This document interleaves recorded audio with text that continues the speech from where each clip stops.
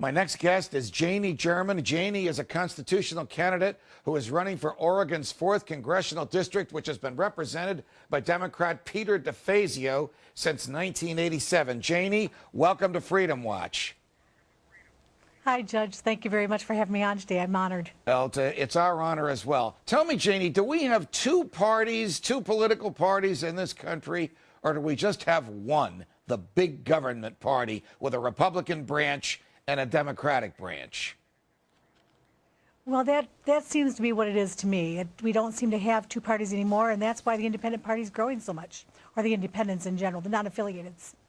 All right, you're seeking the nomination of the Republican Party.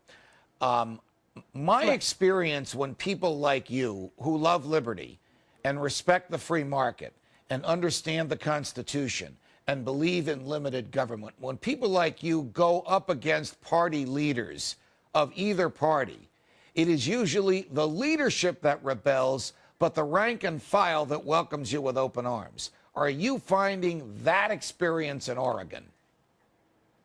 Absolutely. The party regulars, the National Congressional Republican Committee, has endorsed an opponent that I've got for the primary, who's another moderate, they term it.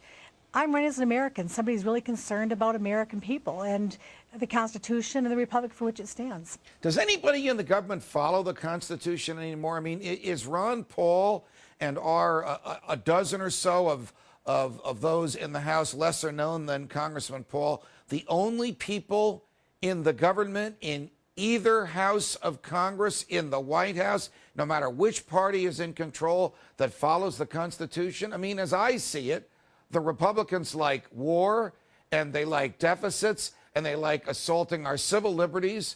The Democrats like taxes, and they like transfer of wealth, and they like assaulting our commercial liberties. Does anybody truly take seriously the oath to uphold the Constitution? I think you're right. It is only the handful or so that we have, but that grew last year when we took 6 or 8 more seats by libertarian Republicans and conservatives, constitutionalists, and I think we'll do more next year. The people are awakening, and more people are waking up all the time, and that's exciting. I really think we're in an exciting time for American politics. If you energized independents to vote for you in the Republican primary in Oregon, and I'm unfamiliar with the Oregon election laws, so I don't know if that's feasible, but if you, let's say you win the Republican nomination and you bring freedom-minded independents to you, will the leadership of the Republican Party welcome you, or will it reject you because you're not one of their own, because you're not a big government Republican and you're not somebody that they can control? Well, I think it's right now they're already at the point that they can't control me, and it's causing them great concern. But I think in the long run they'll end up welcoming us or bugging out, because they want their party. They want their party in control at all costs, and that's where we have the divide right now. I think if constitutionalists actually start taking the party back, I think the party will grow, and ultimately that's what they want.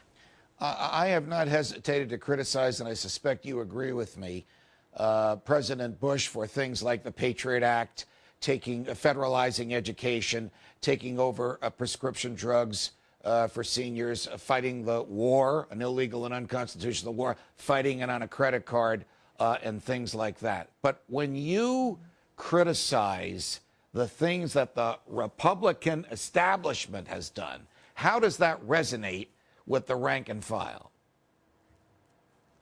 Very poorly, and that's one of the issues I think that we have is the philosophy is Republican at all costs, and I disagree with that wholeheartedly. It's American at all costs. We're at a point where we cannot focus on a party issue. We need to focus on being Americans and doing what's best for our country. And by being constitutionalists and following that Constitution, we benefit everybody across the land, whether they're liberals or conservatives. So I think if we move past that, I think we'll get them. I think we'll get our party back. I think we'll get our country back. Janie German, good luck to you, and thanks for joining us on Freedom Watch. Thank you for having me.